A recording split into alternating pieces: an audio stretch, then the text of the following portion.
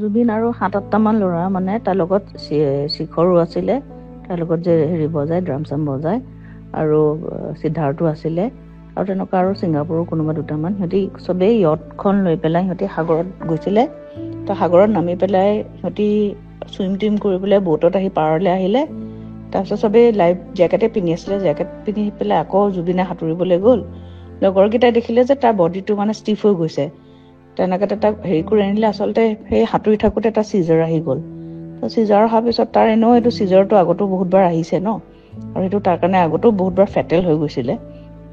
কিন্তু এবাৰৰ তাৰ চিজাৰ অহাৰ পিছত আৰু পানী চানী সোমাই গ'ল চাগে, তাৰ মানে আৰু তাক পালচটো কমি আহিলে। 2 ঘণ্টামান ICUটো ৰাখিলে, কিন্তু আৰু তাৰ পালচটো ঘূৰি নাহিলে। আৰু সেইটোৱে একচুৱেল খবৰ। এইবিলাক স্কুবা ডাইভিং, পেৰাগ্লাইডিং কিবোৰ কৈ আছে এইবোৰ চব মিছা কথা।